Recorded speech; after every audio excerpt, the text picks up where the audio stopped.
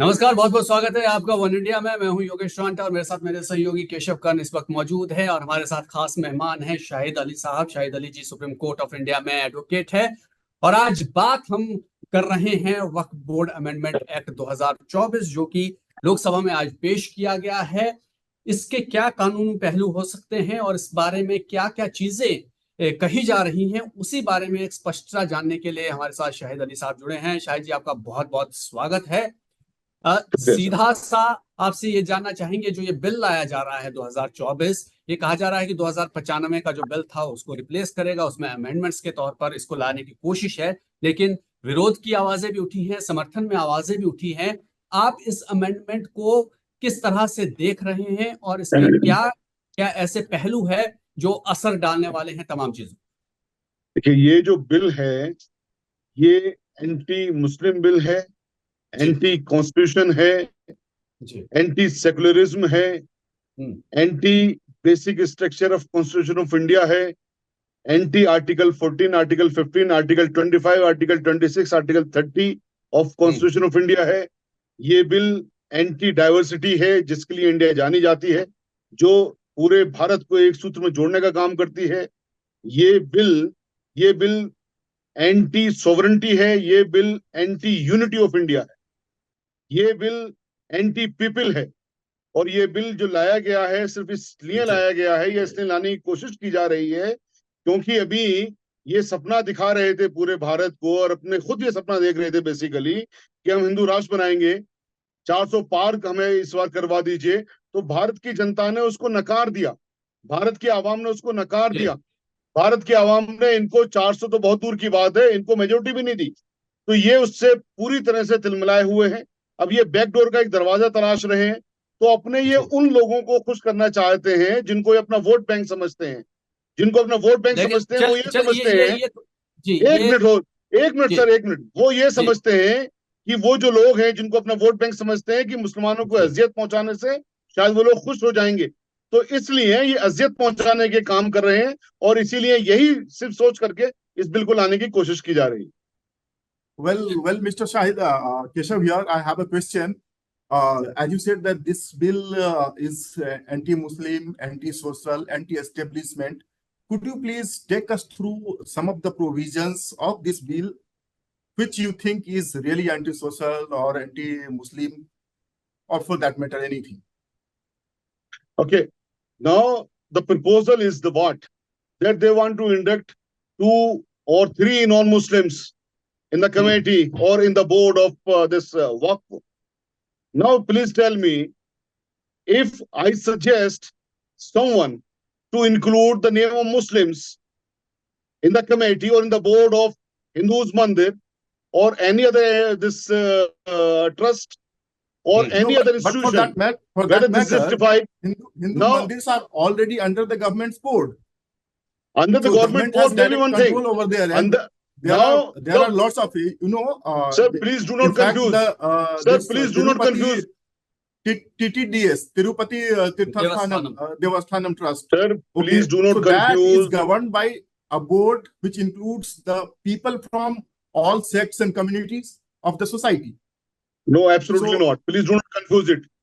Now, as far as the Waqf board is concerned, the chairman of Waqf Council, who used to be the minister, now minister, who is the minister in India? He is not a Muslim, but he is the chairman. So this presently is also there. Now in the body, which is called the Waqf board, now they want to introduce 2 or 3 Hindus. What is this? What is the meaning of that? Should I take it in that perspective that I ask you, Mr. Khan, to include my name in your properties, whether you will allow? Now, these properties are worse. These properties are dedicated by Muslims only. In the name of Allah subhanahu wa ta'ala, Allah has become the owner. Now they want to intrude upon these properties. Since we hold these much properties, therefore they are having bad eye over our properties. Whether this is justified? If you have the power, in parliament or in Lok Sabha, now in Rajya Sabha you don't have power, so you will do whatever you want to do. Now recently we have seen the result of power in Bangladesh. So they have been exercising unduly. नहीं शाहिद साहब, इसको इसको अगर इस तरीके से देखिए, आपने जो बातें कही कि हिंदू ट्रस्ट है या जो दूसरी चीजें संस्थाएं बनी हैं उसमें मुस्लिम लोगों को क्या जगह मिलेगी और चीजें मिलेगी, लेकिन इसमें बात ये भी हो रही है क्योंकि एक कानून बना हुआ है, एक्ट बना हुआ है, और वो संसद में ही पारित एक्ट के बाद जो है ये बोर्ड उसके अंडर आता है। तो इसमें बदलाव अगर किए जाते हैं, इसमें मुस्लिम महिलाओं के रिप्रेजेंटेशन की भी बात हो रही है कि उनको भी रिप्रेजेंटेशन मिलेगा, तो इसमें कहां पर समस्या क्रिएट हो जाएगी कि अगर कानूनी तरीके से, अगर रूल्स एंड रेगुलेशन बने हुए हैं उन कानूनी तरीके से बोर्ड चले। कई with in the Muslim community कई आरोप लगे हैं कि एक तरह से मोनोपोली है वहां पर कुछ लोगों की। तो अगर इसमें यही कुछ अच्छे बदलाव होते हैं तो उसमें हर्जाना कोई हर्ज नहीं हो सकता क्या? यही तो दुष्प्रचार है, जी यही तो दुष्प्रचार है। मुस्लिम महिलाएं बोर्ड की मेंबर अभी भी होती हैं। जी दिल्ली वक्फ बोर्ड की चेयरमैन भी महिला थी अभी से पहले, और जी। अभी भी दिल्ली वक्फ बोर्ड में एक महिला है। हम्म, राना परवीन सिद्दीकी जो एडवोकेट कम्युनिटी से आती थी, वो चेयरमैन भी रही है, मेंबर रही है जी। पिछले तकरीबन 20 साल। वो ये एक हम्म, दुष्प्रचार है कि सब महिलाएं महिलाएं नहीं आती हैं। महिलाएं को पूरी तरह रिप्रेजेंटेशन है, बिल्कुल मनाही नहीं है, बिल्कुल भी मनाही नहीं। ये दुष्प्रचार है पूरी तरह से। अब देखिए आप इसमें जो एक्ट की जो आप पहलू की बात कर रहे हैं, ये दुष्प्रचार है। दूसरी बात ये कह रही है हमने साहब मुसलमानों से कंसल्टेशन किया। भाई कौन से हम्म। मुसलमान से आपने कंसल्टेशन किया? बताइए मुझे ऑन रिकॉर्ड इन्होंने आज तक कोई ऐड दिया हो कि साहब इसमें हम वक्फ बोर्ड में चेंज करने जा रहे हैं, आप प्लीज अपने सजेशन दीजिए। इसी नहीं मुसलमानों की चलिए, मीटिंग बुलाई हो। वो तो देखिए आज गुलाम आज के मुसलमानों की बात नहीं कर रहा हूँ, सरकारी मुसलमानों की बात नहीं कर रहा हूं मैं। नहीं नहीं आप नहीं, वो बताइए तो आम आज लोगों से कहा आज आपने किया। दूसरी चीज सही बात है, दूसरी चीज आज सुन लीजिए, किरेन रिजिजू ने दूसरी कह चीज एक दिया मिनट कि सुन वो लीजिए, एक मिनट सुन जेपीसी लीजिए सर, सर एक मिनट जेपीसी सुन के लिए लीजिए। जाएगा मैंने तो जो उसमें कही, रिप्रेजेंटेशन होगा सभी लोगों का। सर सुनिए दूसरी बात सुनिए, दूसरी बात सुनिए। जी अभी जो मैंने बात कही ये एंटी इंडिया है, क्यों मैंने कही, हम्म, या हम्म, एंटी कॉन्स्टिट्यूशन है मैंने क्यों कही, अभी एक जी मिनट सुन लीजिए। अभी डीएम को पावर दे रहे, हम्म, डीएम के पास पावर होगी कि साहब टाइटल डिसाइड करे। बताइए आपकी भी उम्र माशाल्लाह काफी हो रखी है, आज तक हम्म, किसी भी वाद में, किसी भी डिस्प्यूट में डीएम ने कभी टाइटल डिसाइड किया है? देश में कानून है, दीवानी अदालतें हैं, सिविल कोर्ट्स हैं, सिविल जजेस हम्म, हैं, सिविल जजेस डिसाइड करते हैं टाइटल को। अब ये पूरी तरह जी कानून चेंज कर रहे हैं, पार्लियामेंट नहीं के नहीं, बनाए हुए कानून को ही चेंज कर लेंगे इससे? no, sir, क्या मजाक बना रखा है I इन्होंने, will ये stop you कुछ here. भी कह देंगे। नहीं नहीं, डीएम डीसी का फैसला ही फाइनल नहीं होगा। सो अपीलिएट है, you can go to high court, the supreme court, अरे up to sir lawyer high भी कोर्ट है। सुप्रीम कोर्ट तो बाद में आएगी, डीएम की पावर कहां से आ जाएगी टाइटल डिसाइड करने की? डीएम जज हम्म, कैसे बन जाएगा? DM can not be the जज। फर्क है एडमिनिस्ट्रेशन में और जुडिशियल पावर्स में। DM can not decide the title. This is but the DM basic, is not the this is the ultimate basic authority. कानून। सर ये तो नो बेसिक कानून है बट देश का, नहीं नहीं ये सर, तो तो देश का डीएम की जो अथॉरिटी है वो फाइनल अथॉरिटी तो नहीं है ना, उसके नहीं बाद इस हाई कोर्ट है, सर सुप्रीम कोर्ट है, पहली आप अथॉरिटी भी रिव्यू के आप लिए जा कैसे बना सकते हैं। सकते हो सर? बट पहली अथॉरिटी भी आप कैसे बना सकते हो? क्यों बनाने की जरूरत है? देश की अदालतें नहीं है क्या? देश की आपकी जुडिशरी पे विश्वास नहीं है क्या? देश की नहीं नहीं, जुडिशरी पे विश्वास नहीं, कहिए ना कि हमें देश की जुडिशरी पे विश्वास नहीं है, हम अपने गुलाम लेके आना चाहते हैं। सर डीएम किसके अंडर में काम करता है? सरकार के अंडर में काम करता है। जुडिशरी इंडिपेंडेंट है, तो कहिए ना हमने गुलामों से काम करवाना चाहते हैं, हमें तो सर जुडिशरी चाहिए डेफिनेटली ही नहीं। हिम्मत वंस लेके आइए ना वंस इतनी। once the decision is made by the DC, you can move to the High Court, the Supreme Court sir to any extent. Sir ये तो ये उसमें ये ये मतलब लीगल रिव्यू बताइए का इतनी, प्रोविजन तो ऑलरेडी है सर। वैसे भी हम नो लोग नो, अभी इतनी बेमतलब की एक्सरसाइज है, इतनी बेमतलब की एक्सरसाइज है। आपको पहले तो ये कहिए कि आपको जुडिशरी पे यकीन नहीं है, आप डीएम को पावर दे रहे हैं। डीएम के पास में वो सक्षमता ही नहीं है, डीएम ने कानून पढ़े ही नहीं होते हैं, डीएम ने हम्म, एलएलबी नहीं किया हुआ होता है, जज साहब ने एलएलबी किया हुआ होता है, जज साहब ने लॉ की पढ़ाई करी हुई होती है। लॉ में ठीक जो कानून जो जो जजमेंट करते हैं फर्क होता है। डीएम प्रशासनिक मामले कर सकता है, डीएम कभी भी जुडिशियल ऑर्डर नहीं कर सकता है। ये डीएम से जुडिशियल ऑर्डर करवाने जा रहे हैं, उसको आप कह रहे हैं ठीक साहब है चैलेंज कर जी। लीजिए। ये आप यही करते रहिए, चैलेंज कर लीजिए, मेरी प्रॉपर्टी आप कब्जा कर लीजिए, आप सब चैलेंज कर लीजिए, मैं आपकी प्रॉपर्टी पर कब्जा कर लूंगा, कहूँ साहब आप चैलेंज कर लीजिए। ये चलिए कौन सी यही बात यही है? यही जी शाहिद साहब, यहीं से एक बात निकलती है। चलिए डीएम को हो सकता है कि एक आर्बिट्रेटर के तौर पर वो रखने की कोशिश हो, ठीक है, आपका अपना तर्क है। इसमें जो आपने प्रॉपर्टी की बात की, इसमें यही बात आ रही है कि वक्फ बोर्ड किसी भी प्रॉपर्टी को अपनी प्रॉपर्टी घोषित कर देता है, फिर वही ये टाइटल भी वाली हिसाब आ जाती है, और उसको चैलेंज करने के लिए अदालती प्रक्रियाएं जो है वो भी ना के बराबर है। इस बात को भी हम आपसे समझना चाहते हैं कि क्या वाकई में ही ऐसा है कि वक्फ बोर्ड या ट्रिब्यूनल जो फैसले देता है अदालत में उसे चैलेंज नहीं किया जा सकता, वो फाइनल फैसले होते हैं? किस तरीके से ये प्रक्रिया होती है? योगेश भाई बहुत अच्छा सवाल है और मुझे इसमें प्लीज 2 मिनट दे दीजिएगा, मैं पूरा बिल्कुल एक्सप्लेन कर बिल्कुल दूंगा। सर। वक्त एक्ट में सेक्शन 36, 37, 38, 39 एंड 40, हम्म, ये बात 40 की कर रहे हैं। उससे पहले के जो सेक्शन है 37, 38, 39 की बात नहीं करते हैं। होता क्या है मैं आपको बताऊं, ये सेक्शन 40 क्या है। मेरे पास कोई प्रॉपर्टी है, मैं अपनी प्रॉपर्टी को वक्फ करना चाहता हूँ, अल्लाह सुब्हान तआला को दान करना चाहता हूँ, जी। तो मैं वक्फ बोर्ड को अप्रोच करूंगा।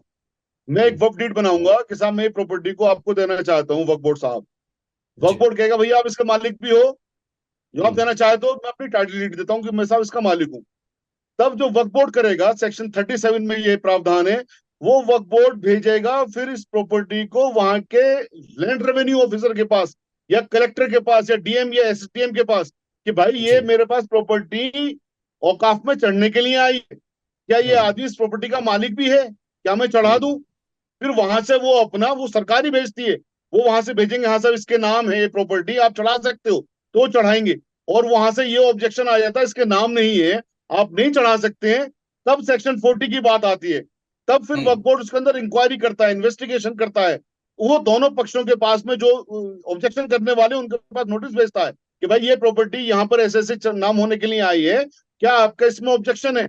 उस ऑब्जेक्शन को डिसाइड करते हैं। उस ऑब्जेक्शन को अगर कि जो आदमी वक्फ करना चाहता है उसके खिलाफ जाता है, तो वो फिर कोर्ट में जाता है और उसके फेवर में होता है, दूसरी पार्टी कोर्ट में जाती है। वो सेक्शन 85 के अंदर वक्फ ट्रिब्यूनल है। वक्फ ट्रिब्यूनल में भी जुडिशियल ऑफिसर ही होते हैं।